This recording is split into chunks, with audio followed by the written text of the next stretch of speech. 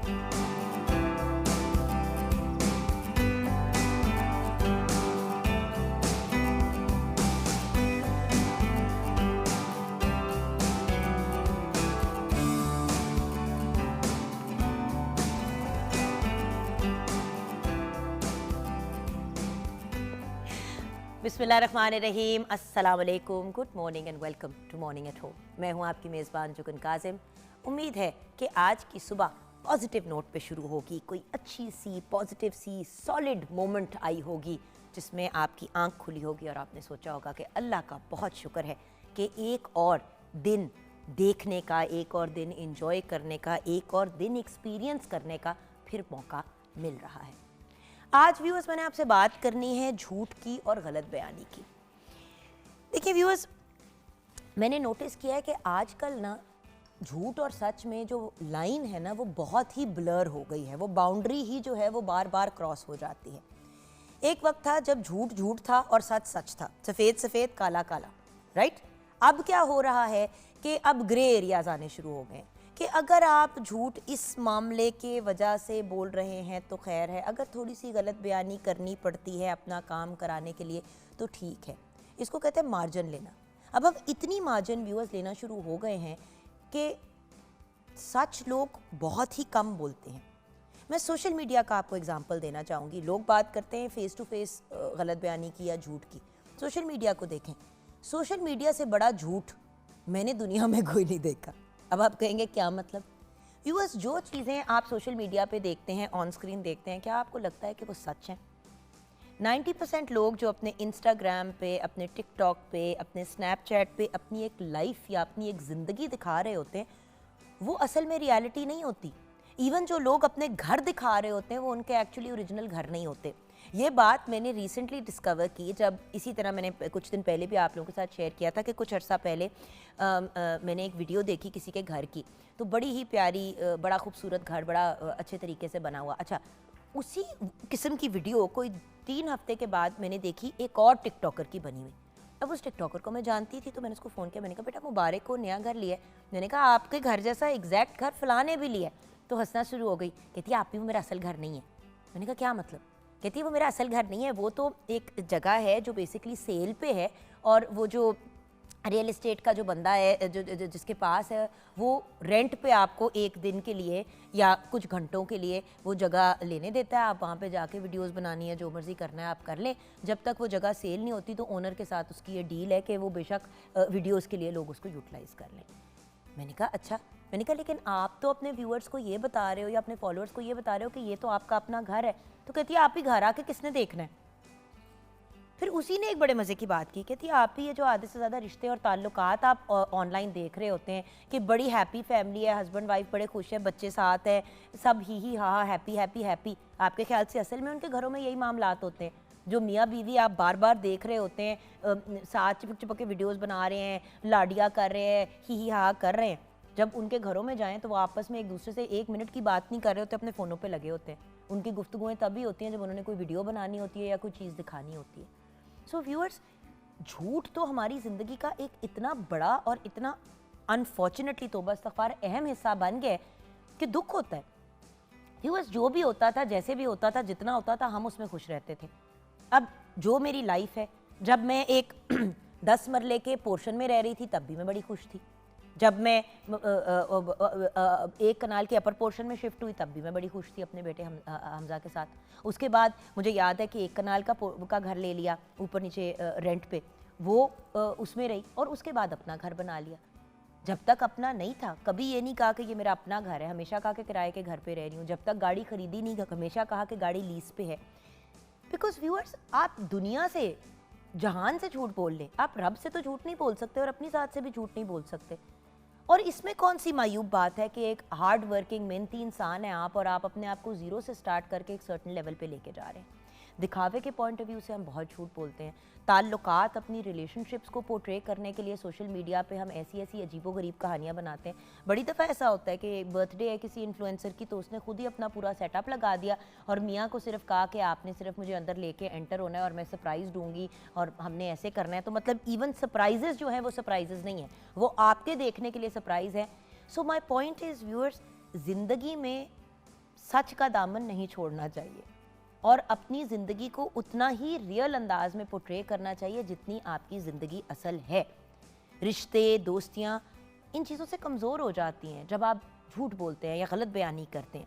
झूठ अक्सर लोगों को नुकसान तो पहुंचाता है, लेकिन सोशल मीडिया को अगर आप देखें तो झूठ बोलते हैं और उसके बाद लाइक्स एंड व्यूज़ का ऐसे डेस्परेटली वेट करते हैं कि इंसान का मज़ीद दिमागी तवाज़ुन उड़ जाता है। सो द पॉइंट इज़, उन चीज़ों के बारे में ऑब्सेसिव होने का फ़ायदा क्या, जो आपको क्या बेनिफिट देती है। उसी तरह जब हम 10 लोगों में बैठ के वो जो कहते हैं ना फड़ी मारते हैं या लंबी छोड़ देते हैं, जिसको हम कहते हैं कि बैठे हुए और बात कर रहे हैं और कह रहे हैं कि यार फलां ने ये लिया, फलां ने वो किया, तो अगला बंदा घूम के कहे यार मैं तो इससे 10 गुना ज़्यादा महंगी चीज़ खरीद सकता था, मैंने खरीदी भी, फिर मैंने आगे वो दे दी क्योंकि मुझे वो चाहिए नहीं थी। बिल्कुल सरासर झूठ, गलत बयानी, कहानी बनाई हुई है, फिट की है जिस लोगों को इम्प्रेस करने के लिए। मेरा पॉइंट ये है कि अपनी ज़ात से सबसे पहले ये पूछना ज़रूरी है कि इम्प्रेस करना सबसे ज़्यादा किसको ज़रूरी है। इस पूरी कायनात में वो कौन सी हस्ती है, कौन सी ज़ात है, कौन सा ऐसा इंसान है जिसको आपने इम्प्रेस करना है। तो व्यूअर्स, इंसान तो कोई ऐसा नहीं है जिसको आपने इम्प्रेस करना है। आपने अगर इम्प्रेस करना है तो आपने अपने रब को इम्प्रेस करना है अपनी पॉजिटिविटी से। और सबसे बड़ी शर्त इसकी है कि झूठ नहीं बोलना, ना दूसरों से झूठ बोलना है, ना अपनी ज़ात से झूठ बोलना है।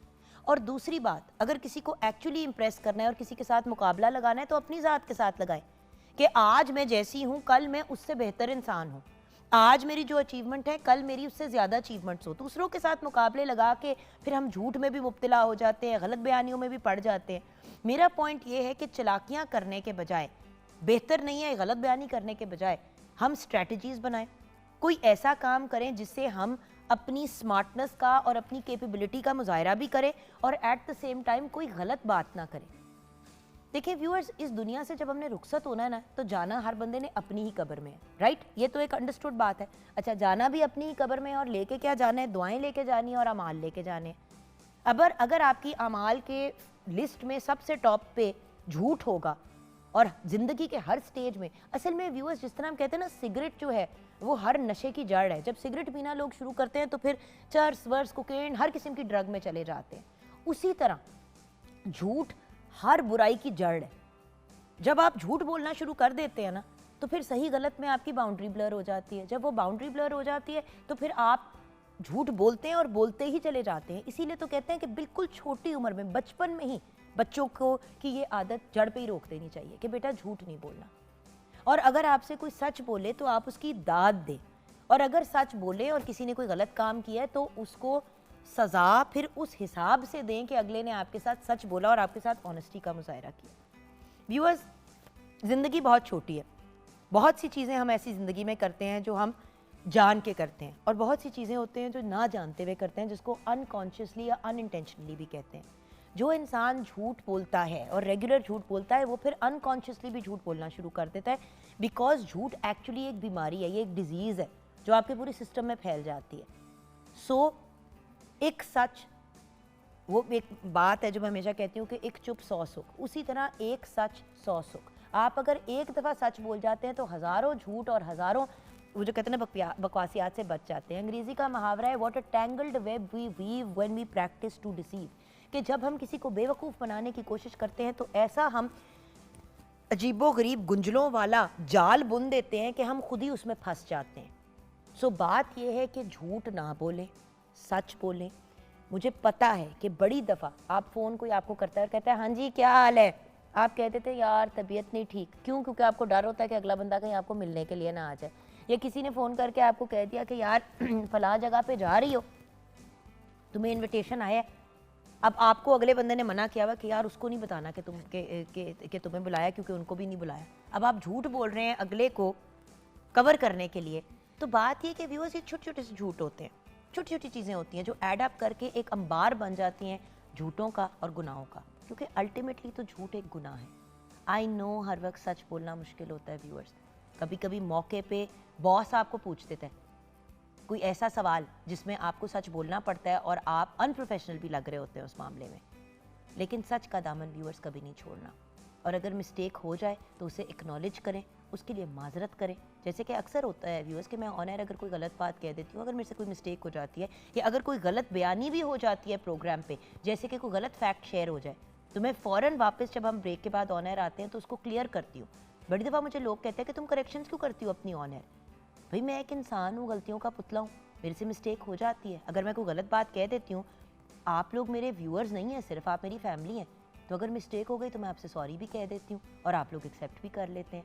तो अपनी अना और अपनी ईगो को इतना बड़ा नहीं बनाना चाहिए कि हम झूठ भी बोलने शुरू हो जाएं और अपने आप को कूल दिखाने के लिए वो काम करें जो हमारी ज़िंदगी और आखिरत दोनों को बर्बाद करेंगे। आइए किचन की तरफ बढ़ते हैं जहाँ पे प्यारी सी शेफ़ तैयबा हमारे साथ है। अस्सलाम वालेकुम। वालेकुम अस्सलाम। कैसी हैं जुगन आप? बिल्कुल ठीक तैयबा जी, लुकिंग लवली माशाल्लाह। आप भी माशाल्लाह, बहुत प्यारा ड्रेस भी और सारी लुक जो है ज़बरदस्त है आज। Thank you so much. Tayyaba ji मुझे ये बताइए कि आज हम बात करें झूठ बोलने की। देखिए कुछ झूठ तो होते हैं जो हम सरे वो जो तरह मुंह पे ठा करके बोल देते हैं, कुछ झूठ होते हैं जो बिल्ड करते हैं, हम जान के शायद नहीं करते बट आदत इतनी पड़ गई होती है हर चीज़ पे झूठ बोलने की, हर छोटी बड़ी बात पे। जैसे कि अक्सर बॉस लोगों को दफ्तरों में आते, बॉस ने मुझे काम किया, हाँ जी बॉस हो गया, हाथ नहीं लगाया होता, फाइल को नहीं खोला होता, तो गलत बात है। आप ये भी तो कह सकते हैं कि सर अभी तक नहीं किया, I just get on it. बिल्कुल।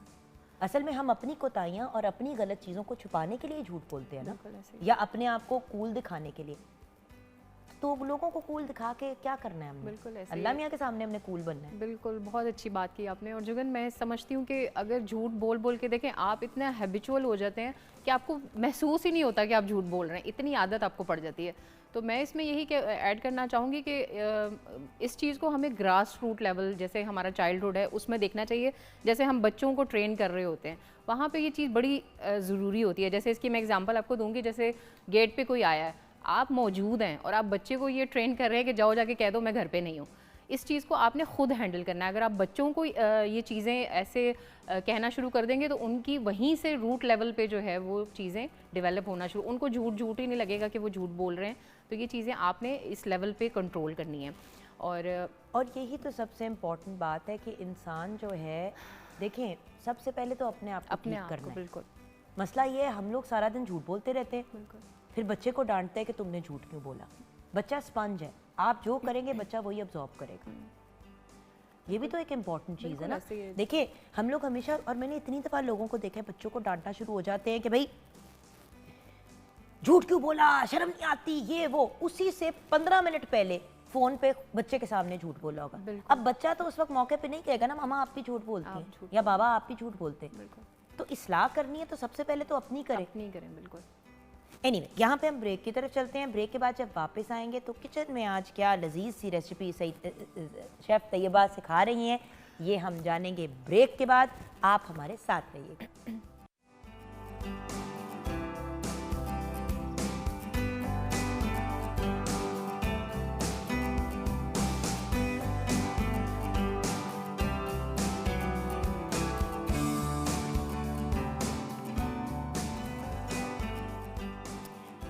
Welcome back from the break viewers. मैं आ गई हूँ किचन में जहाँ पे हमारी प्यारी सी शेफ़ तैयबा हमारा इंतज़ार कर रही हैं, क्योंकि अब उनके किचन का वक्त हो गया है।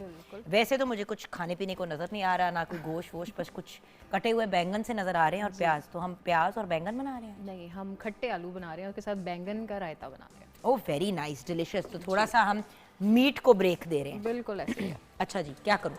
आपने कढ़ाई रखनी है, इसमें ऑयल ऐड करना है। ठीक है। और साथ में फिर जब ये गर्म हो जाएगा तो प्याज ऐड करके, ये स्टेप बाय स्टेप मैंने चीज़ें रखी हुई हैं। इसके बाद ये ज़ीरा जाएगा और अदरक लहसुन की पेस्ट जाएगी जब प्याज थोड़ा नरम हो जाएगा। बिल्कुल ठीक है। और ये जो खट्टे आलू हैं ये और साथ में हम बना रहे हैं बैंगन का रायता। बैंगन का रायता। तो ये जो खट्टे आलू हम बना रहे हैं ये चाट स्टाइल है या ये ग्रेवी है, ये क्या है? ये ग्रेवी के तौर पे हम बना रहे हैं इसको। और अभी मैं इसका सारा मेथड और चीज़ें आपको बताती हूँ। कितना डालूँ? बस ठीक है, इनफ। अच्छा जी, चले जी आप अपनी रेसिपी की तरफ आ जाएं, मैं तब तक प्याज को ब्राउन करने की तरफ। सारे प्याज डाल दूँ? हाँ जी, ये सारे। ग्रेवी हमने बनानी है तो इसलिए बस इसका ये ख्याल हमने करना है कि इसको हमने ब्राउन नहीं करना है। नरम हो जाएंगे तो फिर चीज़ें ऐड करेंगे। हाँ, क्योंकि ये उस तरह से आप भून नहीं रहे हैं मसाला। बिल्कुल ठीक है जी। चलें जी। खट्टे आलू के लिए जो चीज़ें हमें चाहिए वो उनमें है आलू सबसे पहले 2 किलो, प्याज आधा किलो, दही 1 कप, अदरक लहसुन की पेस्ट 1 खाने का चम्मच, नमक हस्बे जायका, तेल हस्बे ज़रूरत, सुर्ख मिर्च पाउडर 1 खाने का चम्मच, काली मिर्च पाउडर 1 चाय का चम्मच, ज़ीरा 1 खाने का चम्मच, अजवाइन आधा चाय का चम्मच, राई दाना 1 चाय का चम्मच, साबुत सुर्ख मिर्च 5 से 6 अदद, और दड़ा मिर्च जो है वो आधा चाय का चम्मच, हल्दी 1/4 चाय का चम्मच, धनिया पाउडर 1 खाने का चम्मच और इमली का गूदा 2 खाने का चम्मच। तो इसमें सबसे पहले आपने क्या करना है, जिस तरह हमने एक कढ़ाई में जो है वो ऑयल ऐड करके गर्म हो जाएगा तो इसमें हमने प्याज ऐड किया, उसके साथ हम इसमें ज़ीरा, जब प्याज थोड़ा नरम हो जाएगा तो ज़ीरा और बाकी जो मसाले मैंने आपको बताए हैं, अजवाइन और वो चीज़ें हम पहले ऐड कर देंगे। उसके बाद जब प्याज थोड़ा और नरम हो जाएगा, उसका पानी ड्राई हो जाएगा, तो उसमें हम बाकी मसाले ऐड करके आलू ऐड करेंगे और थोड़ा सा पानी ऐड करके इनको दम पे रख देंगे पकने के लिए। इसमें एक चीज़ का आपने ख्याल करना है, जो भी आप खटास के लिए इसमें चीज़ ऐड कर रहे हैं, चाहे वो लेमन जूस है या मैं जिस तरह इमली का पल्प ऐड करूँगी, मैं तो डाल दूँ तो पत्थर की तरह हो जाता है। जी जी बिल्कुल, तो वो बिल्कुल आपने एंड पे जब आलू गल जाए उस टाइम पे ऐड करना है। अगर आप पहले ऐड कर देंगे तो फिर आलू जो है वो आपका टाइम लेगा गलने में, तो ये बिल्कुल आपने लास्ट में ये स्टेप करना है। दही भी और जो इमली का गूदा, ये दोनों चीज़ें। अच्छा, यहाँ पे हमने अपने पैन को रख दिया। जी बिल्कुल, हम इसके ऊपर ये बैंगन को तैयार करेंगे। इनको हम स्लाइसेस को, मैंने पैन को ग्रीस किया हुआ है सिर्फ ऑयल के साथ, और इसमें हम बैंगन रख देंगे क्योंकि हम बैंगन का रायता बना रहे हैं। और इसमें मैं एक चीज़ आपसे शेयर करना चाहूँगी,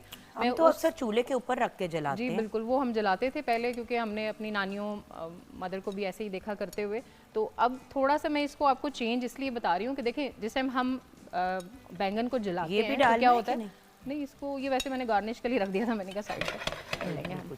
अच्छा, तो उसमें क्या होता है कि हम होल जो बैंगन है उसको हम स्टोव के ऊपर रख के उसको उसकी स्किन बर्न कर रहे हैं। तो उससे क्या नुकसान जो मैं समझती हूँ कि उसमें अगर कोई इंसेक्ट है या वो अंदर से ख़राब है तो हम उसके बाद सिर्फ उसको ठंडा करके उसकी स्किन पील करते हैं, लेकिन हम उसको डायरेक्टली फिर मैश कर देते हैं। हम उस वक्त ये नहीं देखते कि वो ख़राब था या नहीं। अब ये जिस तरह हमने ये स्लाइसेस काटे हैं तो थोड़ा सा पीस जो है वो मेरे पास ख़राब निकला था, वो यहाँ पे स्टेनर में भी पड़ा होगा, तो मैंने उसको साइड पे कर दिया। और बाकी ये चीज़ें जो हैं इसको हम ऐसे पैन में रख के जब ये नरम हो जाएगा इसको ठंडा करके फिर हम दही में ऐड करेंगे।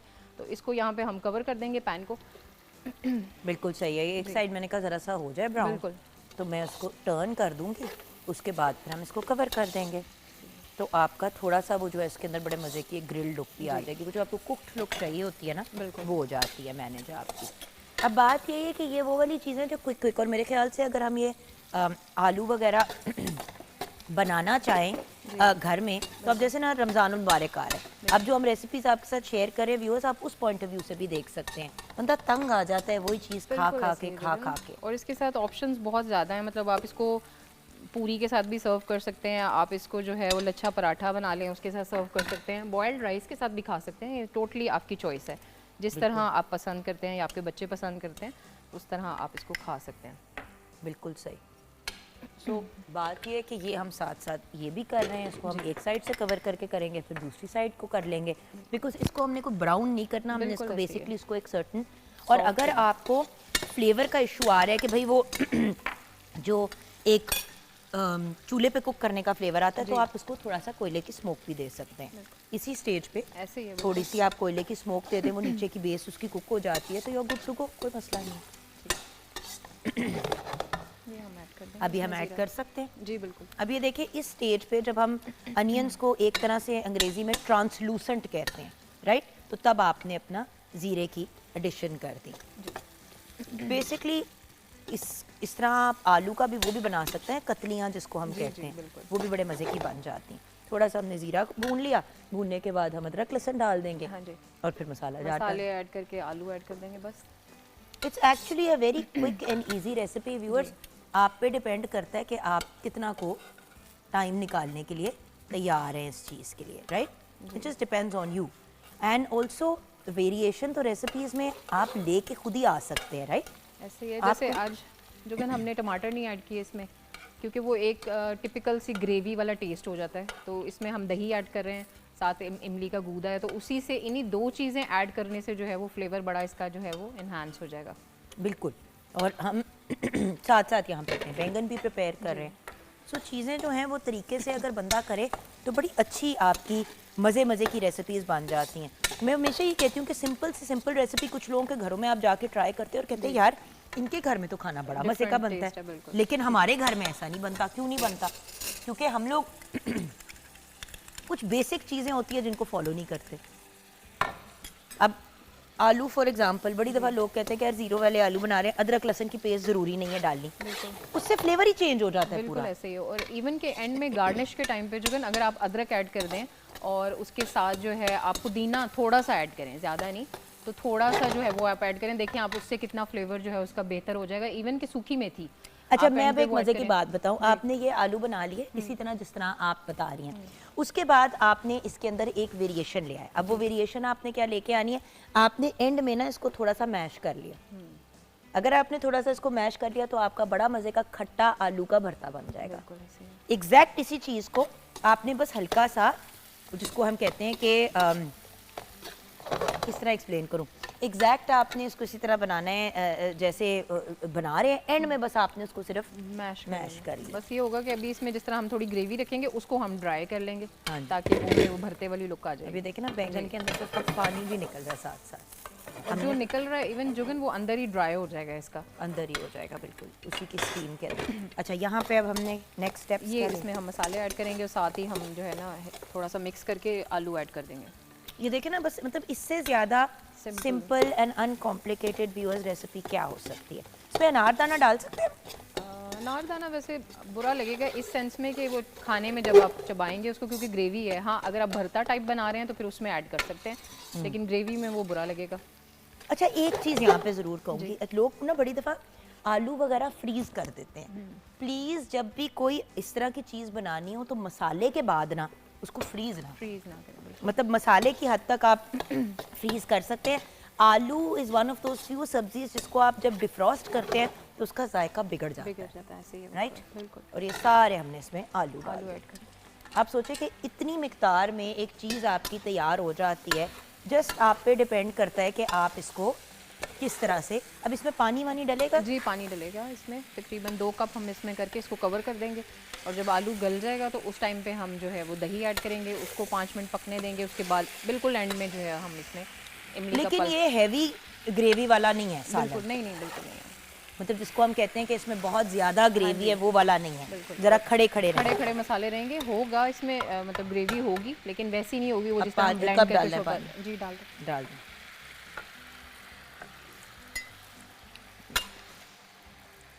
ठीक हो गया? जी बिल्कुल।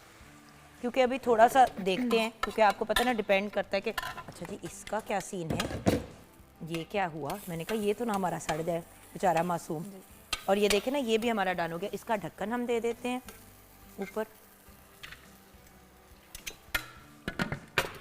और ये जो है अब हम बस रिमूव कर इनको अब हम बंद कर देते हैं।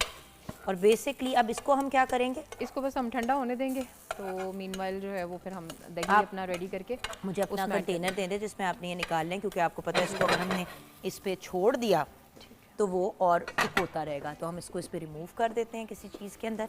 ये देखिए ना कि आपका काम व्यूअर्स बेसिकली तो डन हो गया ना। इसको कुक करना ऑब्जेक्टिव था, तब इसको अगर आपने मैश मूश कर लिया तो आराम से आपका वो, क्योंकि अभी थोड़ी देर के लिए रहेगा तो ये सॉफ्ट हो जाएगा मज़ीद। ये भी हो गया, ये भी हो गया। अब आप देखें, हांडी चढ़ा के आप आराम से जाके, अगर आपने कोई काम करना है, आपने अपनी लॉन्ड्री करनी है, आपने कोई भी अपना ऐसा काम शाम मैनेज करना है, तो आप जाके मैनेज कर सकते हैं। लेकिन अब दो चीज़ें आपकी रेडी हो गई। और अगेन कितनी देर, 10 मिनट, 8 मिनट? बिल्कुल। अल्टीमेटली तो यही वाली चीज़ है ना, टाइम मैनेजमेंट, मोस्ट इंपॉर्टेंट चीज़। और रमज़ानुल मुबारक में सबसे ज़्यादा मसला आता है व्यूअर्स को टाइम मैनेजमेंट का, क्योंकि आपका स्केड्यूल फ़र्क होता है ना। आपको आदत होती है सुबह का नाश्ता, दोपहर का खाना और रात का डिनर। फिर वो सहरी इफ्तारी का स्केड्यूल आ जाता है। छोटे बच्चे वगैरह घर में होते हैं तो उनके रोज़े नहीं होते हैं, बुजुर्ग ऐसे होते हैं जो नहीं रख पाते। सो अपने स्केड्यूल को मैनेज करना, आई अंडरस्टैंड कि बड़ी दफ़ा मुश्किल हो जाता है, बट द ऑब्जेक्टिव इज़ कि आपको इस तरीके से गाइड करना कि आपके लिए भी आसानी हो और कोई इशू ना। हम रायता ना तैयार कर लें साथ साथ, कर लेते हैं। रायते का मिक्स बना लेते हैं। अब ये वो चीज़ें होती हैं जो व्यूअर्स देखिए, जैसे हम आपसे बातें करते करते आपको पता है फारिग नहीं खड़े होते हम, फ्री, वो जो कहते हैं ना, जिसको हम कहते हैं कि फ्री नहीं हम खड़े होते, हम अपनी चीज़ें जो हैं वो साथ साथ करते रहते हैं, ताकि एक वो वाली चीज़ भी तो आए ना कि आप मौके पे जो फ्रीक आउट करते हैं कि यार हमारे पास टाइम नहीं था, हम मैनेज नहीं कर पाए। अभी खट्टे आलू की जिस तरह आपके साथ रेसिपी शेयर की है व्यूअर्स, अगर आपका कोई गेस्ट आता है, ये लिटरली 15 से 20 मिनट के अंदर आपका खाना तैयार बिल्कुल हो ऐसे ही। आधे घंटे में। और इवन कि जो आपने चीज़ साथ बनानी है, अगर आप लच्छा पराठा बना रहे हैं या आपने पूरियाँ तलनी है, तो उनकी डो भी आप रेडी करके जो है वो रख सकते हैं, क्योंकि उसको भी टाइम चाहिए होता है। तो वो आप रख लें। इसमें जो है सिंपली हम दही में थोड़ा सा नमक ऐड करेंगे और साथ में काली मिर्च, हमें पास ब्लैक पेपर पाउडर है, वो ऐड कर देंगे। मैंने उसको ज़रा सा हल्का कर दिया आपके चूल्हे को। और ये हमने मैश करना है ना? जी बिल्कुल, ये मैं फोक की मदद से हम इसको मैश कर लेंगे। साथ इसमें आप अभी मेरे पास टमाटर हैं, वो भी मैं ऐड करूँगी, इसको कटिंग करके, अनियन भी अच्छी से वॉश करके। आप ऐसे इसके अंदर अगर अभी बैंगन डाल देती हैं जी। तो टमाटर और प्याज बिल्कुल वो जो कहते हैं ना मौके पे सर्व करने से बिल्कुल ऐसे ही पहले है। आप खीरे भी डाल सकते जी, हैं। खीरा बस भी सिर्फ ये है कि इसको मैश करना है। बैंगन का जो रायता होता है उसकी मेन चीज़ ये होती है कि वो एक पेस्ट सी होती है अंदर बैंगन की जो डाली होती है। जी। और इसी तरह अच्छा बैंगन के भरता फिर कैसे बनता है? जुगन उसमें भी यही उसका है इसी कि आप, तरह मसाला हाँ, इसी तरह मसाला बन के उसमें बैंगन जो है उसको आप स्टीम कर लें, ठीक है। और या आप उसको इस तरह भी रख सकते हैं कि होल रख लें या कटिंग करके रख लें बैंगन को और उसको कवर कर दें थोड़ा सा पानी ऐड करके, तो वो उसी में ही गल जाएगा। और उसके बाद जो है इसी तरह मसाला बना के, लेकिन उसमें टमाटर ज़रूरी जाएंगे। डालूं? जी बिल्कुल ऐड करते हैं। छिलका उसका उतार के टमाटर का वो आप ऐड कर दें। इसमें हम नहीं ऐड करें क्योंकि हमारे पास दही भी है, इमली का पल्प भी है। तो बात ये कि देखें ना, आपसे बातें करते करते हमने अपना काम मुकम्मल कर लिया। सो एनीवन हु सेज कि यार सारा दिन लग जाता है खाना बनाने में, हाँ निहारियाँ पाए वगैरह, इवन निहारी पाए वगैरह यार उसको आप एक दफ़ा उसकी ग्रेवियाँ वगैरह तैयार कर लेते हैं तो फिर उसने चूल्हे पे पकना ही है। बिल्कुल। आपने कौन सा चूल्हे पे साथ बैठ जाना है उसके? बिल्कुल प्रेप ही है ना, जो आपने तैयारी पहले करनी है। जैसे उसका मीट जो है वो हम पहले गला के रख लेते हैं। हाँ। और मसाला आपका भुना हो तो बस आप ऐड करो। और जो हमेशा बात करते हैं यार मेजन प्लेस, अपने आप को रेडी रखें जब आपने खाना बनाना है। हमेशा व्यूअर्स, जो इंसान तैयारी के साथ निकलता है ना उसको कोई इशू नहीं होता। जो इंसान मौके पे उस वक्त एकदम से अंदर अच्छा तो बनाना पहले से तैयारी कर लें, चीज़ें वगैरह सेट कर लें, चीज़ें यूज़ कर ली, खाना पकने के लिए रखा, चीज़ें वापस अपनी अपनी जगह पे रख ली and you good to go. मुझे लगता है कि ये एक बेहतर तरीका होता है कोई भी काम करने का। जब हम डिपेंडेंसी डाल देते हैं ना इस चीज़ के ऊपर कि भाई कि मतलब वो जो कहते हैं ना कि बिल्कुल बिगिनिंग से स्टार्ट करें और एंड पे जाए, तो फिर मैनेज नहीं होती बिल्कुल चीज़ें। ऐसे ही एंड द मेन थिंग आजकल व्यूअर्स सबसे बड़ा हर बंदे का इशू है वो है टाइम मैनेजमेंट। टाइम ही नहीं मैनेज हो पाता। सो ब्रेक की तरफ चलते हैं। ब्रेक के बाद हमारे साथ एक बहुत ही ब्रिलियंट और इंटरेस्टिंग खातून होंगी, उनसे भी हमने बातचीत करनी है, तो आप हमारे साथ रहिएगा। छोटी सी ब्रेक के बाद हम वापस आएंगे।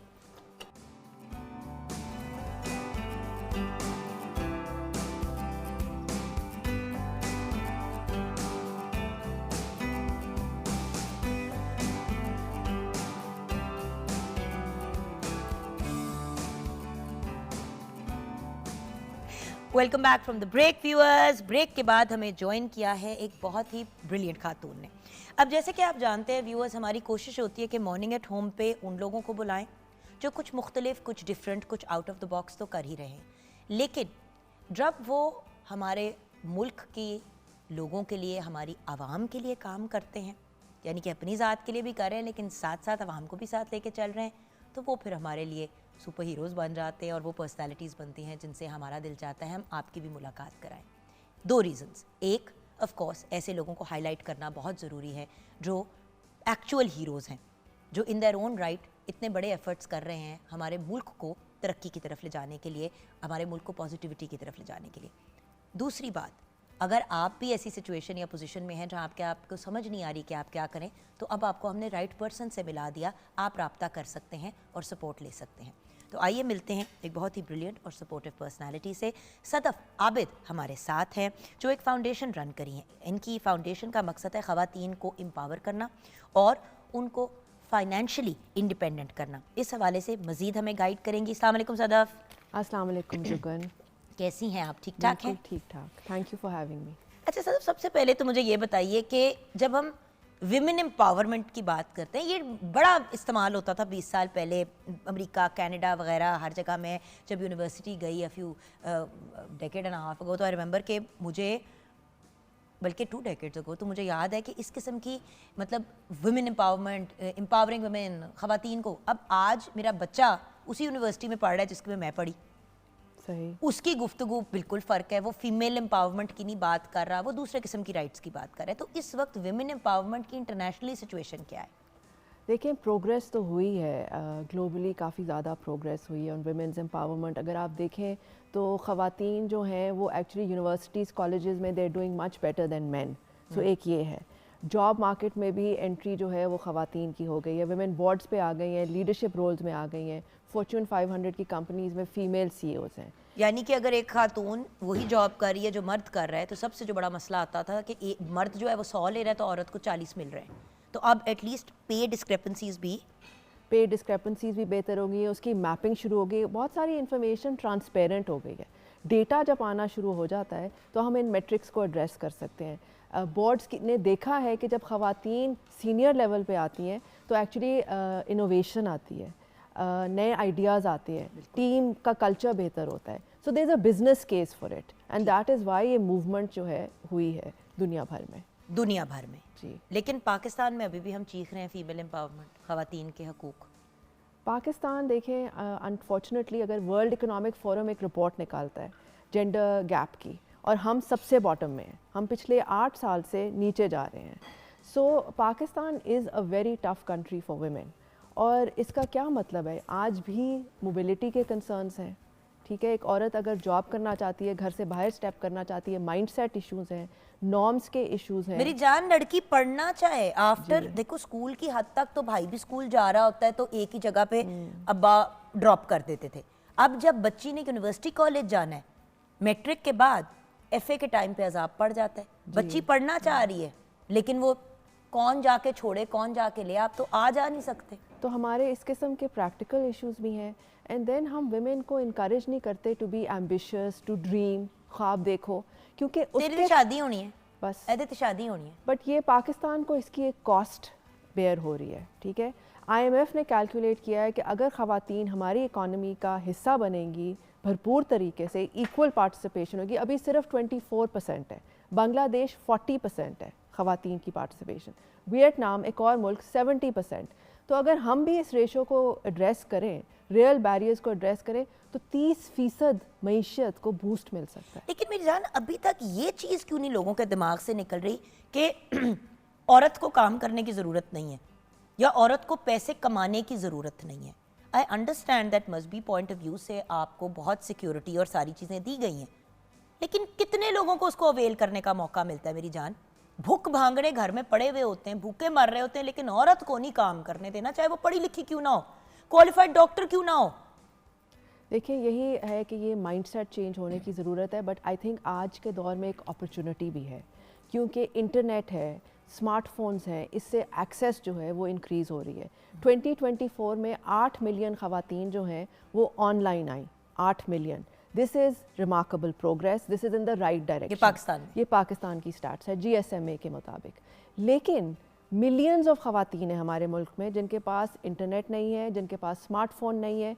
उसको ब्रिज करने की ज़रूरत है, बिकॉज़ आज के दौर में एक स्मार्टफोन जो है वो सिर्फ एंटरटेनमेंट या कम्युनिकेशन के लिए नहीं है, वो स्किल्स के लिए है, वो नेटवर्क्स के लिए, अर्निंग के लिए। पूरा ये आपका दफ्तर है। मैं आपको हमेशा कहती हूँ व्यूअर्स, मेरी गाड़ी और ये मेरा दफ्तर है। बिल्कुल बिल्कुल। गाड़ी को भी अगर आप इक्वेशन से निकाल दे तो जस्ट ऑन दिस कोविड में हम सब ने इस पे काम किया, सब ने। अब मुझे एक बात बताइए, आपका इस तरफ रुझान कैसे हुआ? विमेन एम्पावरमेंट, ह्यूमन एम्पावरमेंट की तरफ जाते हैं, इंसान को एम्पावर करने की तरफ आपकी कहानी कहाँ से शुरू होती है? जुगन, आपकी तरह मैं भी अंडरग्रेड के लिए US गई। मुझे 1 साल लगा अपने वालिद को कन्विंस करने में, क्योंकि उन्होंने कहा अमेरिका बहुत दूर है, बहुत फ़र्क है, मास्टर्स के लिए जाना, अंडरग्रेड के लिए ना जाना। अब मुझे एहसास होता है कि उन्होंने बड़ी हिम्मत दिखाई उन ज़माने में कि मैं गई। उस ज़माने में तो हमारे पास कॉल्स करना भी बहुत महंगा होता था ना, फ़ोन कॉल 2 मिनट की मैं कॉल करती थी अपने पेरेंट्स को, और वो अगर उससे फ़ोन बूथ से करो तो वो चवनियाँ डालते डालते टिंग टिंग टिंग में ही टाइम गुजर जाता था, गुफ्तगू कोई नहीं होती थी। Your balance is almost out, याद है मेरे अंदर। लेकिन एक जज्बा था कि मैंने पाकिस्तान वापस आना है, यहाँ काम करना है। मेरे बहुत सारे फ्रेंड्स वॉल स्ट्रीट में जा रहे थे, मैं पाकिस्तान वापस आई और मैंने तालीम किस एरिया में हासिल किया? इकोनॉमिक्स एंड इंटरनेशनल रिलेशंस इसमें की। लेकिन मैं आपको बताऊं, मैंने गवर्नमेंट स्कूल में पूरी स्कूलिंग की। मेरे प्राइवेट सेक्टर पहली दफ़ा मैं 10th ग्रेड में गई, बिकॉज मेरे वालिद आर्मी में थे। सो हम हर जगह नौशहरा, खारियाँ, क्वेटा ऐसी जगहों में थे। उनका इनफैक्ट कंसर्न था कि मेरे बच्चे अंग्रेज़ी सही सीखेंगे कि नहीं सीखेंगे।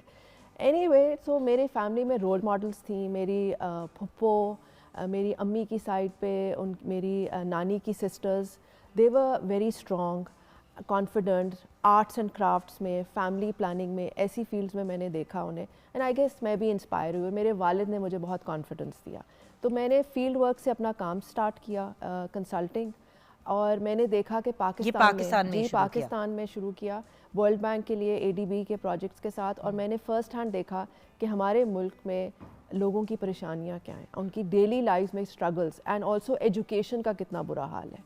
सो then I thought I want to do something जहाँ मैं कुछ चेंज ला सकूँ, जहाँ मैं ख़ुद कुछ इन्फ्लुएंस कर सकूँ, बिकॉज कंसल्टिंग में बहुत मुश्किल है, आप एडवाइस दे रहे हैं। तो फिर actually I joined a 2-room organisation. Idea was micro loans for women, और ये एक बहुत पायनियरिंग प्रोजेक्ट था उस ज़माने में, कश्फ के नाम से, and we grew it, and I was leading the growth. I was the chief operating officer जी। तो उनके साथ मिलके काम किया, CEO भी मैं रही, 12 साल वहाँ गुजारे। उसकी 2-room जर्नी से लेके यहाँ 3 लाख ख़वातीन तक हम लेके गए। सो आई सॉ फर्स्ट हैंड के इम्पैक्ट क्या क्रिएट होता है जब आप ख़वातीन पे इन्वेस्ट करते हैं, पूरी फैमिली ट्रांसफॉर्म होती है। Then I wanted to do my masters. Allah के फजल से I got a scholarship. I went to Harvard Kennedy School. माशाल्लाह, That was great fun. बहुत सारे amazing professors के साथ, colleagues के साथ मैंने पढ़ा, और again idea ये था कि जो सीखा है उसको पाकिस्तान जाके apply करूँ. And that's how I came up with the idea of again setting up the organization that I have, Circle Women के नाम से, because I realized women की condition नहीं बेहतर हुई जुगन। इतने साल गुजर गए हैं लेकिन ख़वातीन के बैरियर्स वही हैं, but I stumbled on technology. अच्छा, मज़े की पता है बात क्या है, आप दूसरे मामलात में तो फाइनेंशियली एम्पावर कर भी दो, मसला ये कि सॉरी, ख़वातीन फिज़िकली एम्पावर नहीं हो पाती। बाय दैट आई मीन, अब एक औरत है, वो ही ब्रेड अर्नर है, उसी ने छोटा लोन लिया और उसने घर का मामला और चीज़ें करनी शुरू की। अब अभी भी उसके मोबिलिटी के इश्यूज़ हैं, वो उसी मियाँ पे डिपेंडेंट है एक से दूसरी जगह जाने के लिए, या अपने बेटे पे। मोबिलिटी के इश्यूज आ जाते हैं, फिर उसके अलावा फाइनेंशियल प्रॉब्लम्स भी आ जाती हैं। वो कमा रही है, बीच में से मियाँ निकाल के लेके जा रहे हैं, ये भी तो बड़े केसेस आते हैं ना सामने। तो देखिए इसीलिए टेक जो है ना, वो तो ज्यादतियाँ भी तो साथ साथ चल रही हैं। एक तो टेक्निकल प्रॉब्लम्स है ना, और एक एथिकल और मॉरल प्रॉब्लम्स आ रही हैं। देखिए ये सब नॉर्म्स के इश्यूज हैं, मतलब मियाँ नशई है, वो बेचारी सारा दिन गधों की तरह काम करती है, रात को मियाँ से मार खाती है और बेइज्जतियाँ कराती है, फिर वो मियाँ को खाना खुना खिला के वो बच्चे सोते हैं, फिर वो सारी रात काम करती है, अगले दिन फिर वो जलील होती है। सो बात ये है कि एक तो इतनी मेहनत करना, ऊपर से जो इमोशनल एंड फिजिकल टॉर्चर से एक खातून गुजरती है, वो भी तो एक बहुत बड़ी प्रॉब्लम है। बिल्कुल जी, ख़वातीन I think carry a lot of burden of society and their family, उनमें रेजिलियंस बहुत है।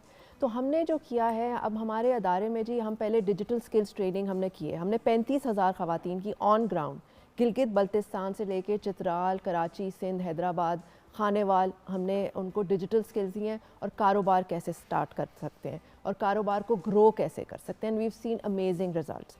बट इसके साथ साथ हमने एक टेक प्लेटफॉर्म बनाया है व्हाट्सएप पे, सर्कल बाजी के नाम से। वहाँ 1 लाख ख़वातीन हैं। अब हर एक की कोई ना कोई बाजी होती है, हु प्लेज अ रोल आपकी लाइफ में, जिससे आपको एतमाद मिलता है, एडवाइस मिलता है, मेंटरिंग मिलती है।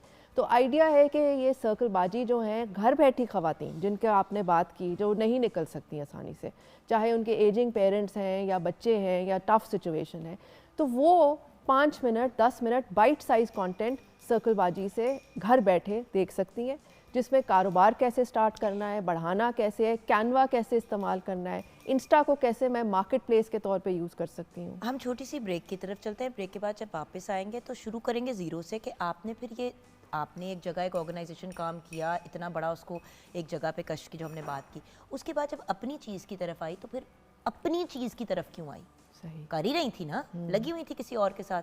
तो मास्टर्स के बाद अपना क्यों खोलने का फैसला किया, और फिर किस तरीके से इसको स्टार्ट किया? क्योंकि बात ये कि आपने भी तो पहला एक कदम उठाया होगा ना जी।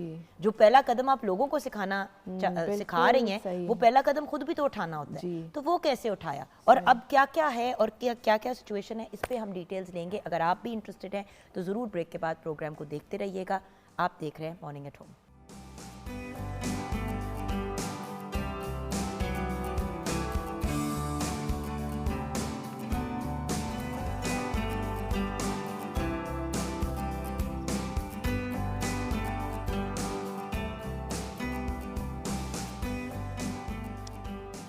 Welcome back from the break viewers. हमारे साथ हैं सदफ आबिद जो रन करती हैं जो CEO हैं एंड फाउंडर है ऑफ सर्कल वुमेन एसोसिएशन।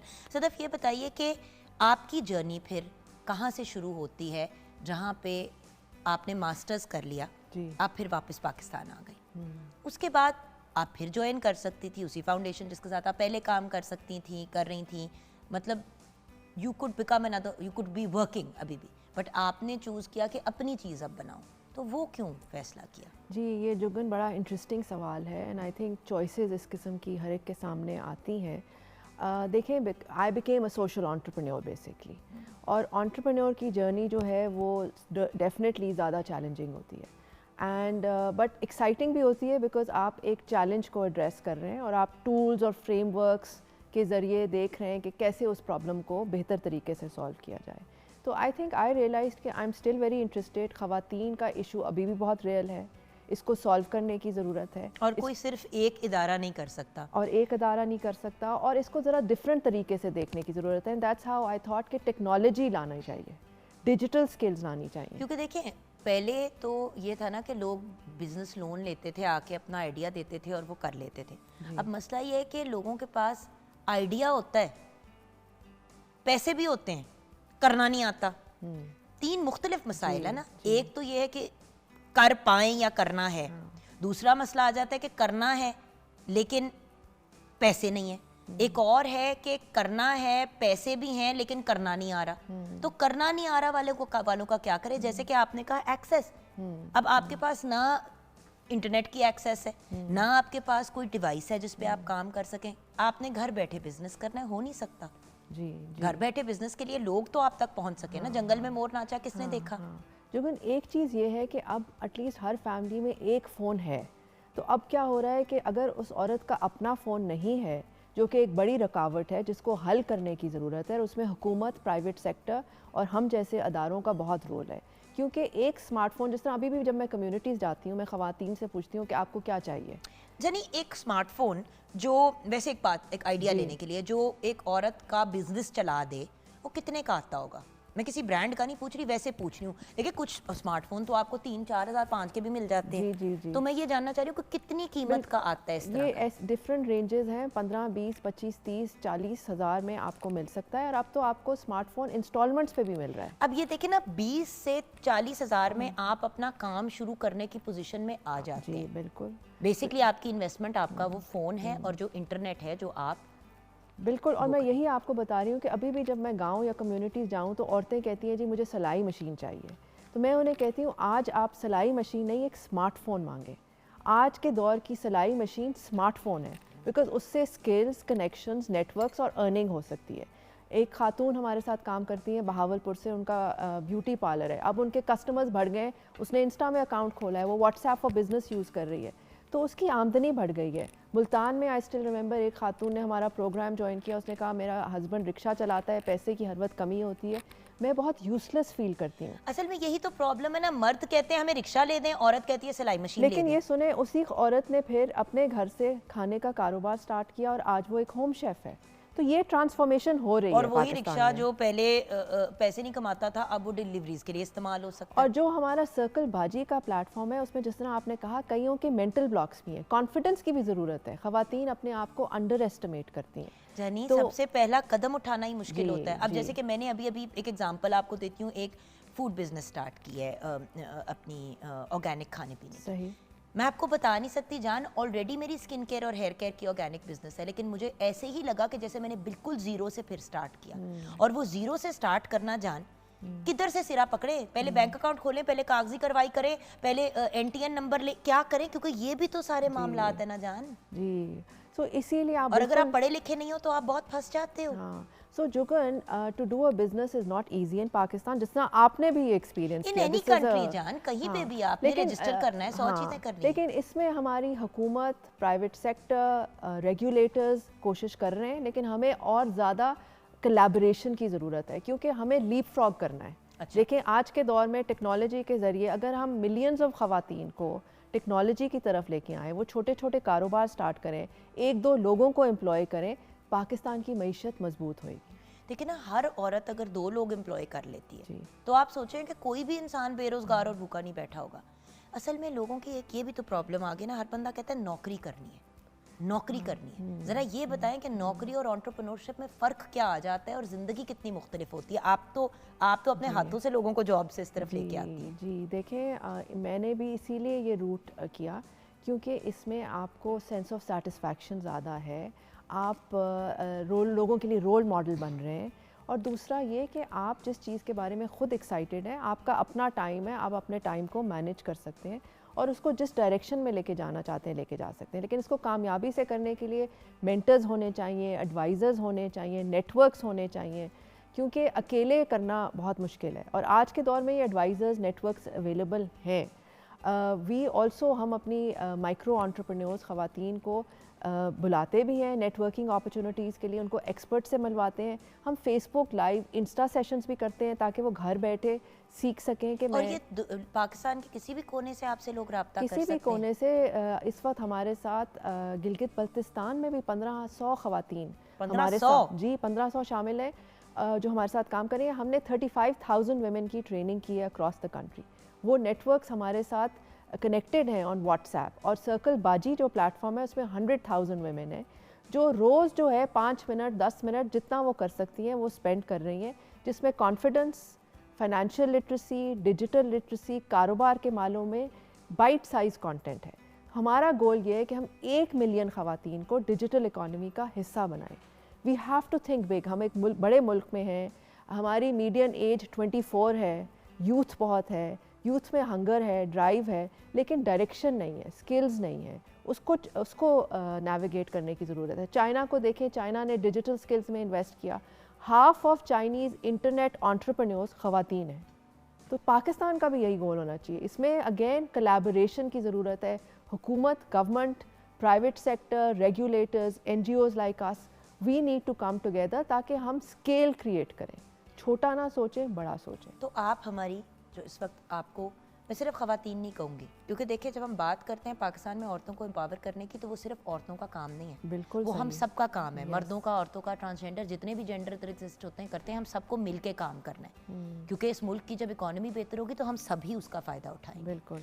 सो आप हमारी मुल्क की आवाम को क्या पैगाम देना चाहेंगी? जी मैम। मैं कहना चाहूँगी जी कि जैसे आपने कहा है, इट्स वेरी इंपॉर्टेंट, एक तो ख़वातीन अपने आप पे यकीन रखें, अपने आइडियाज़ आगे लेके आएँ, अपने एलाइज़, अपने पार्टनर्स बिल्ड करें जो आपको इस जर्नी में सपोर्ट करेंगे। और मर्द हज़रात का इसमें बहुत अहम रोल है, चाहे आप फादर इन लॉ हैं, हस्बैंड हैं, फादर हैं, भाई हैं, आपको अपनी फैमिली में ख़वातीन को सपोर्ट करना चाहिए, उनको इनकरेज करना चाहिए, क्योंकि जब एक औरत की ड्रीम रियलाइज़ होती है तो पाकिस्तान की ड्रीम रियलाइज़ होती है। एक औरत मजबूत होती है, उसका ख़ानदान मजबूत होता है, उसकी फैमिली तरक्की करती है। जब औरत कमाती है, वो 90% इनकम कहाँ स्पेंड कर रही है? अपनी फैमिली में, education, nutrition, health care. So when women win, we all win and Pakistan wins. Thank you. Thank you so much ma'am, thank you. और जहाँ पे सदफ जी ने सबका नाम लिया, वहाँ पे मैं बेटों की भी बात करूँगी। मैं इतनी ख़वातीन को व्यूअर्स जानती हूँ जिनके ख्वाब थे, जिनकी ड्रीम्स थी, जो रियलाइज़ नहीं हुए, और कल को उनके बेटों ने ही उनको इनकरेज किया कि वापस आए। मैंने एक्टिंग में वापस 5, 6, 7 साल बिल्कुल ब्रेक ले ली, मैंने हाथ नहीं लगाया एक्टिंग को। मुझे किसने इनकरेज किया? मेरे 15-16 साल के बेटे हमजा ने, कि मम्मा क्या कर रही हैं, क्यों छोड़ रही हैं? ठीक है आप होस्टिंग करती हैं, वो आपकी रेगुलर जॉब है, बट आपका पैशन है, क्यों छोड़ती हैं? तो बात ये है कि बेटे का भी बड़ा अहम रोल होता है।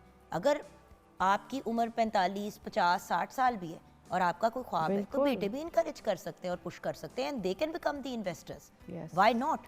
और जल्दी से किचन में भी नज़र डालनी है। जी शेफ तैयबा। जी व्यूअर्स, खट्टे आलू जो हैं वो बिल्कुल तैयार हैं, और जैसे कि मैंने आपको बताया, इसके साथ आप कुछ भी सर्व कर सकते हैं जो आपकी चॉइस है, लाइक लच्छा पराठा या पूरी, कुछ भी। Thank you so much Tayyaba ji. So viewers, हम जाएंगे छोटी सी ब्रेक की तरफ। एंटरप्रेन्योरशिप की बात कर रहे हैं, अपने आप को इंडिपेंडेंट करने की बात कर रहे हैं।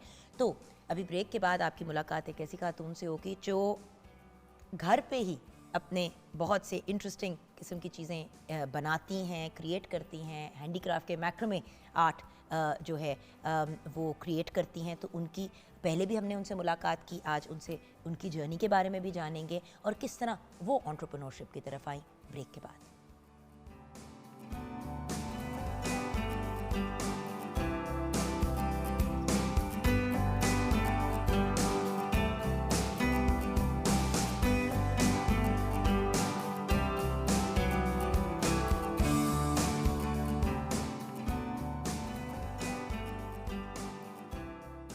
वेल डन मुजम्मिल रियाज, ब्रिलियंट टैलेंटेड सिंगर और हमारे बहुत ही प्यारे लाडले से छोटे भाई। कैसे हो बेटा? मैं बिल्कुल ठीक हूँ, आप सुनाए खैरियत से? बिल्कुल ठीक हो। और जब हम फीमेल एम्पावरमेंट की बात करते हैं वहाँ पे मुजम्मिल को हम इसलिए हमेशा बुलाते हैं क्योंकि Muzammil is a very very big supporter of ख़वातीन को बाहर निकलना चाहिए, मंजर आम पे आना चाहिए और अपनी भी जगह बनानी चाहिए। तो हम कोशिश करते हैं कि जब हम इस किस्म के टॉपिक्स रखें तो फिर अगर कोई लड़का भी आ रहा है प्रोग्राम पे तो वो हमारे टॉपिक की सपोर्ट में ही हो, राइट? तो मुजम्मिल के साथ हमें ज्वाइन किया है, हमारी हॉट सीट के अंदर हैं आज सारा सज्जाद। आप इनको पहले भी मिल चुके हैं, बहुत ही प्यारी और बहुत ही टैलेंटेड आर्टिस्ट हैं। मैक्रमे आर्ट करती हैं और डिफरेंट चीज़ें बनाती हैं, जैसे कि बैग्स हो गए, इयरिंग्स हो गए, लैंप्स हो गए, शैंडलियर्स हो गए, बहुत सी चीज़ें। मैक्रमे बेसिकली एक यान बेस्ड आर्ट है, जिस तरह हम निटिंग भी करते हैं या ऊन से काम करते हैं। और बेसिकली आप हाथों से डिफरेंट निटिंग की टेक्निक्स को इस्तेमाल करते हैं। अस्सलाम वालेकुम, क्या हाल है? अल्हम्दुलिल्लाह, आई एम गुड। आप कैसी हैं? मैं बिल्कुल ठीक हूँ। लास्ट टाइम आप आई थी, आपने बड़ा खूबसूरत एक शैंडलियर दिया, वो बड़ा खूबसूरत शैंडलियर मैंने एक जगह पे लगाया भी जाके, मैंने आपको बताया मेरे मुंह फादर ने अब्बा के घर, उन्होंने इतनी दुआएं भी आपको दी और उसकी मैंने इतने फोटो सेशन किया और पता नहीं वो मैंने कहाँ किया तस्वीरें, मैं आपके साथ ज़रूर शेयर करूँगी। ज़रूर, बट थैंक यू। इतना खूबसूरत और इतना टैलेंटेड इंसान कैसे हो सकता है, ये एक हैरान कुछ सी बात है। लेकिन क्योंकि मेरी प्यारी बहन आज है प्रोग्राम पे, तो सबसे पहले तो ये बताओ, क्योंकि अभी ब्रेक से पहले भी हम बात कर रहे थे कि औरतों का मंजर आम पे आना, औरतों का काम करना बड़ा इम्पॉर्टेंट है। जो हमारे साथ सदफ थी ब्रेक से पहले, वो यही वाली बात कर रही थी कि देखिए औरतों को समझ नहीं आती कि कैसे करे काम। बिल्कुल। तो आपको कैसे समझ आई कि आपने इस तरफ आना है? और आपने सिर्फ ये काम नहीं किया, आपने इसमें आपको अपने आप को एक सक्सेस स्टोरी बनाया, आपकी बिजनेस है प्रॉपर। अल्हम्दुलिल्लाह, एक्चुअली यही था कि कुछ करना है। शुरू कहाँ से होती है शुरू बात? ऐसे किया कि हम लोग मैं ऑस्ट्रेलिया भी हम कुछ टाइम रहे हैं, तो वहाँ से जब वापस आई तो आई वर्कड ओवर देयर, मतलब वहाँ पर भी मैं फुल टाइम काम कर रही देखो थी। बंदा फुल टाइम वहाँ काम भी हाँ करता है और जी। सच्ची बात है घर के भी सारे सारे काम काम आप कर खुद रहा देख रहे होते हो, तो आपको अगर दिन में 24 घंटे होते हैं तो बिल्कुल। आप 26 घंटे काम कर रहे होते हैं। ऐसे ही है बिल्कुल। मैं यही सोचती थी कि यहाँ पर सारे काम, हम घर को भी पूरा देखना है, मतलब A to Z आपने घर को भी देखना है और फुल टाइम वहाँ काम भी करना है। तो फिर जब वहाँ से वापस आई तो वो रूटीन आपकी बन जाती है ना कि बस आपने अपने आप को बिजी रखना है और तो वेले बैठा नहीं जाता। नहीं बैठा जाता। तो बस उस चीज़ को करते हुए कि मुझे डिफरेंट चीज़ों में I was trying my hands on, मतलब पेंटिंग में भी और डिफरेंट चीज़ों में मैं कर रही थी कि बस मुझे अपना कहीं से कुछ निकालना था। आर्ट की तरफ शुरू से ही थोड़ा सा था मेरा। असल में प्रॉब्लम पता है क्या है सबसे बड़ा? हर बंदा यही सोचता है कि बंदा काम सिर्फ इसलिए करता है ताकि वो पैसे कमा सके। ये नहीं रियलाइज करते कि एक औरत के लिए या मर्द के लिए या ट्रांसजेंडर के लिए काम करना बहुत इंपॉर्टेंट है, अपनी मेंटल हेल्थ के लिए, मेंटल हेल्थ के लिए, अपनी सेंस ऑफ अचीवमेंट के लिए। बिल्कुल। अगर आपका दिल चाहता है तो, अगर आप होम मेकर है वो वैसे ही फुल टाइम जॉब है, एग्जैक्टली। लेकिन आपकी चॉइस होनी चाहिए। आपकी अपनी भी एक आइडेंटिटी हो कि आप खुद भी, like home makers, I know कि it's a full time job, लेकिन फिर खुद भी अपने आप के लिए भी आपको टाइम निकालना है, अपने आप को, अपनी उसको सेल्फ रिस्पेक्ट को और अपनी आइडेंटिटी को रखना है कि आप खुद भी कुछ कर रहे हो, आप सोसाइटी में एक जो है वो इम्पोर्टेंट रोल प्ले कर रहे हो। बट पता नहीं ये एक मेंटालिटी है मुजम्मिल, आपने भी ये सुना होगा कि औरतें तो मजबूरी के तहत ही काम करती हैं। अब अगर एक सिंगर है जी। जैसे अपना निमरा मेहरा को ले ले, वो क्या मजबूरी के तहत काम कर रही है? नहीं, वो अपने पैशन को फॉलो कर रही है। बिल्कुल ऐसा ही। अल्हम्दुलिल्लाह वो शी इज़ डूइंग वेल। जैसे आप है, यू आर डूइंग वेल। आप 9 से 5 की नौकरी भी तो कर सकते हैं, पैशन को परसू कर रहे हैं ना, बिल्कुल ऐसा। अपनी डिज़ायर को। तो औरत की क्या कम ख्वाहिशात होती हैं मर्द से? नहीं, हमारी भी उतनी ही होती हैं, बिल्कुल, इफ़ नॉट मोर। क्योंकि हम अपनी कामयाबी तो देखना चाहते हैं, लेकिन अपने से ज़्यादा अपने बच्चों की, अपने शौहर की, अपने माँ बाप की, अपनी फैमिली की देखना चाहते टू हैं। मेक देम सेल्फ प्राउड कि आपकी मदर जो हैं या आपकी वाइफ जो हैं वो इम्पॉर्टेंट रोल प्ले कर रही हैं एक सोसाइटी में, और इम्पॉर्टेंट है उनका होना किसी भी तरीके से। बच्चों के लिए भी जो है उनकी मदर का या किसी भी फैमिली मेम्बर का जो भी खातून काम कर रही हैं वुमेन एम्पावरमेंट के हिसाब से, तो वो बच्चे उस चीज़ पे जो है वो प्राउड फील करते हैं कि ये हमारी मदर सिर्फ मतलब होम मेकर तो है ही, लेकिन besides that she is doing her own business, she is an अपना भी कर रही है, entrepreneur। क्योंकि आप फुल टाइम होम मेकिंग भी कर रहे हो, ये तो नहीं है कि आप अपना घर नहीं देख रहे हो। बिल्कुल। अच्छा मुझे बताओ कि ये फिर फिजिकल काम कैसे शुरू हुआ? Physically, हाथ तो ट्राई करती रही, वही करती रही, Painting। पेंटिंग्स पे डिफरेंट पॉट्स वगैरह और डिफरेंट अरेंजमेंट्स। फ्लावर्स मुझे पसंद थे शुरू से, कुछ मैंने फ्लोरल अरेंजमेंट्स वगैरह की इस तरह से। फिर मैक्रामे का मुझे आपने बस रेजिन आर्ट में भी पंगा किया नहीं था? नहीं रेजिन नहीं ट्राई रेज़न किया था? मुझे पसंद बहुत था, लेकिन बस ट्राई करते करते रह गई, फिर मैं इस तरफ मूव हो गई और फिर जो है ना। बट ये कैसे हाथ चढ़ा? ये तो पाकिस्तान में होता ही नहीं है ये काम। ऐसे हुआ कि वही बात है कि नॉट्स एक दो ये तो एबरिजिनल कम्युनिटीज में ज्यादा पाया जाता था। बिल्कुल, आप उस साइड पे चले जाएं, नॉर्थ अमेरिका साइड पे। हाँ जी, बाली और इस तरफ वहाँ पर बहुत ज़्यादा है। तो ये बस नॉट्स मुझे एक दो आती थी, तो वही याद है friendship bracelets बनाते थे बचपन में सारे? प्लांटर्स और इस तरह उसको देखो ना, उसको भी मिले हैं 2-3 फ्रेंडशिप ब्रेसलेट, इसलिए मुस्कुरा रहे हैं। एक दो चीज़ें जो हैं वो आती थी। तो फिर अब आपके पास क्योंकि रिसोर्सेज हैं, नेट है, उसकी एक्सेस है, तो देख लिया कि भाई क्या चीज़ इस वक्त ट्रेंड में है, कुछ ऐसी चीज़ें ट्राई की। फिर मुझे ये जो मटेरियल है इसका सोर्स जो है वो मुझे मिल गया, तो उसके लिए क्योंकि ये मैं खुद कस्टमाइज़ करवाती हूँ और ये एक इको फ्रेंडली समझे, रिसाइकल जो है वो सस्टेनेबल है। सस्टेनेबल है। ये जो हमारे प्री लव्ड कपड़े होते हैं, नेटवेयर्स वगैरह, ये उनको खोलकर उनको धागे की शक्ल देकर दोबारा इसको इस फॉर्म में जो है वो इस कॉर्ड में चेंज किया जाता है। काफ़ी एक जो है वो लंबा प्रोसीजर है इसके बैक पे, लेकिन ये है कि हमारा सस्टेनेबल ये आर्ट है। इसमें जो ये यार्न यूज़ हो रहा है ये सब रिसाइकल्ड मटेरियल है। ओके। तो ये इस हिसाब से, और फिर मुझे वो उसका एक सोर्स जो है वो मेरे हाथ लग गया, तो फिर मैंने कहा कि अच्छा चलो फिर मैं उसका कीमा ही उनसे फिर मैंने अपनी मर्ज़ी के कलर्स और अपनी मर्ज़ी की थिकनेस, जितनी मेरी रिक्वायरमेंट थी, मेरी प्रोडक्ट की रिक्वायरमेंट होती है, उस हिसाब से मैं थिकनेस और कलर्स वगैरह उनसे जो है वो कस्टमाइज़ करवाती हूँ अपने लिए। तो बस फिर ये वही है कि घर के पास एक दो एग्जीबिशंस हुई, उसमें मैं अपना डिस्प्ले किया काम, तो वो बहुत अच्छा रिस्पांस मिला, क्योंकि चीज़ें इस लोगों को देखने में नहीं मिलती इस तरह की। नॉर्मल मतलब आप लाहौर में 2-4 लोग ही होंगे हार्डली जो ये काम कर रहे हैं। आप सिखाते भी तो? मैं सिखाती भी हूँ, वर्कशॉप्स भी करवाती हूँ, NCA में भी वर्कशॉप कंडक्ट्स करवाई हैं मैंने, प्राइवेट वर्कशॉप्स भी करवा रही हूँ। लाइक बहुत सारे इंस्टीट्यूट्स ने अप्रोच किया है, पंजाब यूनिवर्सिटी ने, होम इकोनॉमिक्स कॉलेज ने। It's a unique thing and it's a beautiful thing. और सच्ची बात है व्यूअर्स, देखें ये हैंडीक्राफ्ट्स होते हैं और ये वो चीज़ें होती हैं जो आपके घरों को, आपके ऑफिसेस को, आपकी पर्सनल स्पेसेस को एक पर्सनल टच बिल्कुल। मुझे पता है कि एक ज़माने में बड़ा ट्रेंड आया था कि सीधी सीधी लाइनें, हर चीज़ सीधी सीधी सीधी। अब the trend is changed, personal touches बड़े मैटर करते हैं। यहाँ पे ब्रेक में जाने से पहले मुजम्मिल आपका मैं ओपिनियन ज़रूर चाहूँगी कि हमसे ज़्यादा, हम मीडिया वालों से ज़्यादा अक्लमंद तो सायरा जैसी ख़वातीन है कि वो अपने फ्यूचर को मद्देनज़र रखते हुए अभी से वर्किंग कर रही हैं। हम लोगों की तो हवाई रोज़ी है। बिल्कुल ऐसा ही, बिल्कुल ऐसा ही कोई इसका, लेकिन मैं खुद भी जॉब करता हूँ। कर रहे हो ना? जी, अब मैं जी, इसी कर चीज़ रहा की तरफ आना चाहती थी। हाँ जी। एज अ म्यूज़िक टीचर मैं भी कर रहा हूँ काम, लेकिन मेरी फील्ड के रिलेटेड ही है, ये भी म्यूज़िक ही करवाना होता है, लेकिन करनी पड़ रही है क्योंकि हवाई रोज़ी है, उस तरह से प्लेटफॉर्म्स अवेलेबल नहीं है। और वही वाली बात है ना कि मतलब जैसे आपका ये फील्ड है, आप भी एज अ मैन अगर एक एंटरप्रेन्योर बनना चाहते हैं तो आप टीच तो कर रहे हैं, आप अपना एक म्यूजिक स्कूल खोल लें। अब अगर आप मतलब एक प्रॉपर जिस तरह इंस्टीट्यूशन होता है या व्हाटएवर, जब इवेंचुअली इंशाल्लाह वो वाला सिचुएशन, वहाँ पे आप एक स्टूडियो ऊपर बनाएं, नीचे आपका म्यूजिक स्कूल हो और उससे आपकी मंथली इनकम आती रहे और फिर आप अपने जो म्यूजिक को परसू कर रहे हैं वो हवाई रोज। बट वही वाली चीज़ है ना, वो पहला कदम उठाना बड़ा मुश्किल होता है, मुश्किल है, क्योंकि हम लोगों की रोजी रोटी ऑलरेडी चल जाती है, जो हवाई भी है तो चल रही होती है, तो हम जरा इजी हो जाते हैं। बिल्कुल ऐसा ही। सो यहाँ पे मैं ज़रूर हर बंदा जो मीडिया से एसोसिएटेड है उसको ये मशवरा ज़रूर दूंगी, जैसे मुजम्मिल कर रहे हैं, जैसे मैं कर रही हूँ। देखें, रोजी रोटी की एक और कोई स्ट्रीम ज़रूर क्रिएट करनी चाहिए।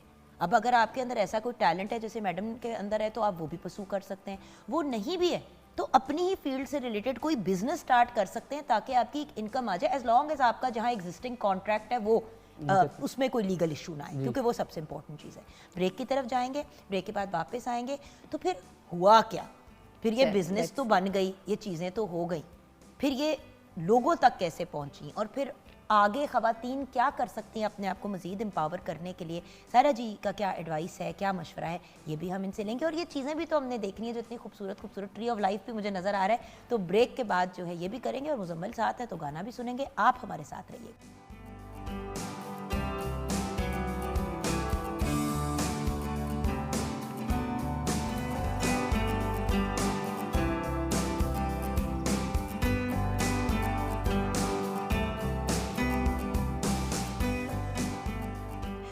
Welcome back from the break viewers. Muzammil Riaz very talented singer हमारे साथ हैं, and then Saira Sajjad entrepreneur in the hot seat today. Saira ji, ये बताइए कि फिर आपने ये मैक्रामे का काम शुरू कर दिया, सीख लिया, सेल्फ लर्निंग की, सारा कुछ किया, बंदा भी मिल गया, मतलब आपको जगह भी मिल गई जहाँ से आपने बनवाया, और फिर आपका बस चल गया काम? नहीं, इतना आसानी से जो है वो बिज़नेस आए रहा। हर बिज़नेस को जो है वो जब हम स्टार्ट करते हैं तो आपको डिफ़िकल्टीज़ फेस करनी पड़ती हैं। शुरू में मुझे यही था कि अच्छा, मुझे बड़ा एग्जीबिशन पे अच्छा रिस्पांस मिला है तो मुझे बहुत अच्छे ऑर्डर्स आएंगे। मैंने एज अ मतलब ट्रायल मैंने फेसबुक और इंस्टाग्राम पे अपनी जो है प्रोडक्ट्स एक एक दो लगानी शुरू की। तो मुझे यही उसमें था कि और बंदा वेट ही करता रहता है कि किसी की नज़र में आए, कोई फॉलोअर्स आए, कोई मेरे जो है वो काम इंक्रीज़ हो। लेकिन वो ये है कि लोग देखते थे, लाइक भी करते थे, लेकिन ऑर्डर्स नहीं आ रहे थे। वो यही था, लेकिन वो एक कांस्टेंट स्ट्रगल है। आपने गिव अप नहीं करना। आपने अगर स्टार्ट कर दिया है तो उसको कांस्टेंटली अपने एक पेस पर, लेकिन जब बिजनेस सेंस भी तो आनी चाहिए ना। बड़े लोग अपना काम शुरू करते हैं और 20-20 साल भी उनका काम नहीं चल पाता। बस आपने ऐसा डिफरेंट क्या किया? उसमें ये हुआ कि लकीली मुझे एक एग्जीबिशन हो रही थी विमेन चैम्बर से, जो है ना वो विमेन चैम्बर करवा रहे थे, तो उसमें मुझे जाने का मौका मिला। अब वहाँ जब मैं गई तो वहाँ मुझे बहुत ओवरवेलमिंग रिस्पांस मिला। लाइक वहाँ की जो भी ख़वातीन थी जो उस वक्त अभी भी जो हैं doctor I forgot the name, उन्होंने मेरे काम को बहुत पसंद किया। और फिर उसमें ये हुआ कि उन्होंने क्योंकि वो फर्स्ट एग्जीबिशन थी तो उन्होंने उसमें कंपटीशन रखा हुआ था कि हम बेस्ट स्टॉल होल्डर्स को प्राइज़ मनी भी देंगे। तो उसमें मुझे सेकंड प्राइज़ मिला था। तो वो मेरे लिए बहुत ज़्यादा जो है वो एक बड़ा इंसेंटिव था कि एक प्लेटफॉर्म है वुमेन चैम्बर का और उसमें मुझे अप्रिसिएशन मिली है और उसमें मुझे उन्होंने मतलब मेरे काम को इतना अप्रिशिएट किया है और मुझे सेकेंड प्राइज़ जो है वो विन किया। उसके बाद वुमेन चैम्बर से जब लिंक अप हुई तो WRCI एक है वुमेन चैम्बर का ही एक सब है जिसमें वो वुमेन एंटरप्रेन्योर्स को बिज़नेस की ट्रेनिंग देते हैं। अमेजिंग। वो आपको बाकायदा मतलब फ्रॉम स्क्रैच आपको मतलब जो हमारी जैसी आप जो सोचो मुजम्मिल, इस स्टेज पे और इस एज पे इस लड़की ने जाके फिर 6 महीने का वो ट्रेनिंग कोर्स भी किया। जी, लोग नहीं करते लोग 1 महीने का कोर्स भी नहीं करेंगे AI का या डिजिटल का या व्हाटएवर के, चलो हम अपना काम करना सीख लें। अब अगर यहाँ पे आज खड़ी है जहाँ पे लोग ना सिर्फ पाकिस्तान में बल्कि इंटरनेशनली भी इनके लिए ऑर्डर्स प्लेस करते हैं। बिल्कुल बिल्कुल। मतलब इनका जो ब्रांड है इट्सी आर्ट गैलरी, बड़ा यूनिक नेम, बड़ा यूनिक। इट्सी बिट्सी स्पाइडर नहीं होता था उससे वो होता है। अब बात ये है कि एक ब्रांड को बनाना, उसकी आइडेंटिटी क्रिएट करना, और स्पेशली अगर आप कोई मीडिया का बंदा नहीं है और आप पहले से प्री एस्टैब्लिश नहीं है, हर चीज़ स्टेप बाय स्टेप फॉलो की। बिल्कुल। और आज ना सिर्फ अपना काम चला रही हो, लोगों को भी सिखा रही हो। बिल्कुल बिल्कुल। और उस बिज़नेस ट्रेनिंग से हमें ये हुआ कि हमें पहले अपनी प्रोडक्ट की प्राइसिंग का नहीं आइडिया था कि हम प्रोडक्ट की प्राइसिंग कैसे करें, हम किन किन फैक्टर्स को हमने जो है वो माइंड में रखना है प्राइसिंग करते हुए, उसको मार्केट किस तरह से करना है, फिर टैक्स के और टैक्स रिटर्न और मतलब A to Z उन्होंने हमें सब कुछ जो है वो उस ट्रेनिंग में बताया। तो वो उससे जो है वो मेरे बिज़नेस को बहुत ज़्यादा फ़ायदा मिला है, बहुत ज़्यादा। और आप देखें कि एक इतना यूनिक काम भी हुआ। अगर आप ये देखें, जैसे कि ये एक शैंडलियर है जिसको आप लाइट फिक्सचर भी कहते हैं, इट्स एब्सोल्युटली ब्यूटीफुल। ये देखें, अब इतनी खूबसूरत चीज़, इतनी यूनिक, इतनी आउट ऑफ द बॉक्स, और ये वॉशेबल है ना? ये बिल्कुल वॉशेबल, ये वॉशेबल है। तो अगर ये आपका मतलब हर 2-3-4 महीने के बाद आपने उसको उतार के, इतनी जल्दी वो होगा होता नहीं, भी नहीं है, अगर 1 ईयर तो इजीली साल के बाद इसको वॉश कर ले तो एक लास्टिंग चीज़ है। और like you said it's sustainable, right? उसके साथ साथ अगर आप हैंगिंग्स की बात करें तो मैं आपको एक ये वाला एग्जांपल दिखाती हूँ। ये आपने अपनी वॉल पे लगा दिया और इधर आपने अपनी कीज रख रही, डेकोरेशन की चीजें रख, बुक शेल्फ के तौर पे इसको यूज कर लिया बच्चों के। देन यहाँ पे आते हैं जो आप पर्सनल आइटम्स बनाती हैं, जैसे कि ये पर्स है जो मैंने पहना हुआ है, आप उसी के साथ देख लें कितना खूबसूरत लग रहा है। इसमें पर्स, बैग्स और ये फ्लोरल जो है ना, ये मेरा अपना मतलब पर्सनल इंटरेस्ट होता है क्योंकि मुझे वही मैंने पहले भी बताया कि फ्लावर्स मुझे बहुत पसंद हैं। तो ये फ्लोरल, ये एक किस्म का इसमें माइक्रो मैक्रामे, इसको आप जो फ्लोरल जितना भी काम है ना ये माइक्रो मैक्रामे में आ जाता है। अब ये देखिए ना कि जिस तरह आजकल बहुत इन है ये जो जिसको हम ये जो इस तरह के बैग्स बड़े इन है, मतलब क्रॉस बॉडी बहुत पहन रहे हैं, क्योंकि ये जो एक यूनिक चीज़ है, वन ऑफ इट्स काइंड है। आपको और इसके साथ का नहीं मिलेगा, कलर और कलर कॉम्बिनेशन और ये सब। ये भी वॉल हैंगिंग है, लाइक जैसे अब ये देखें, ये फ्रेम में है, ये जैसे अगर हम कहें कि सस्टेनेबल या रिसाइकल्ड मटेरियल, आपके घर में कोई फ्रेम पड़ा हुआ है, आप उसको इस्तेमाल करना चाह रहे हैं तो आप उसको इस तरह से रिसाइकल कर सकते हैं। अल्टीमेटली व्यूअर्स बात आई है, ब्यूटीफुल थिंग। और बाय द वे वो लाइट जो है वो बड़ी ही खूबसूरत है। मैं चाहूँगी कि हम वो ब्लू वाली जो लाइट हमने वॉल पे लगाई है वो दिखाएं। इस किस्म की भी बड़ी अमेजिंग वॉल हैंगिंग्स जो है ये क्रिएट करती हैं और बाय द वे कस्टमाइज चीज़ भी बनाती हैं। तो अगर आप इनको कलर्स बता दें और एक आइडिया दे कलर, दें साइज, तो वो सब आपके हिसाब सब से कुछ कस्टमाइज हो जाएगा। जैसे ये जो टेबल पर रखा टेबल हुआ पे पड़ा है, हुआ ये है, भी ये लाइट है। व्यूअर्स ये लाइट है। अब आप का ऑप्शन ये है कि आप इसको ऐसे भी हैंग कर सकते हैं, बिल्कुल। बट ऑब्वियसली अगर ऐसे ऐसे भी, और करके ये wall लगाएंगे पे और भी ये आपको नजर आ रहा होगा Wall पे और भी इसके अंदर से ऐसे करके लाइट आ रही होगी तो कितना खूबसूरत लगेगा। ये बिल्कुल वॉल के ऊपर ऐसे करके ना जाके ये वॉल पे इस तरह से Attach भी हो हैंग हो जाए। सकता है, वॉल Hang पे भी इस हो तरह से सकता भी है। हैंग हो सकता है। So, डिफरेंट आपके अपने उसके ऊपर है कि आपकी क्या रिक्वायरमेंट है, उस हिसाब से हम इसको। Thank you so much for joining us Saira ji. Bless you and best of luck with everything. बेटा आप जल्दी से बताएं आपकी क्या अपडेट्स हैं। मैं बड़ा इंस्पायर हुआ हूँ इनसे कि इन्होंने अपना बिजनेस वो शुरू किया और रन कर रही हैं।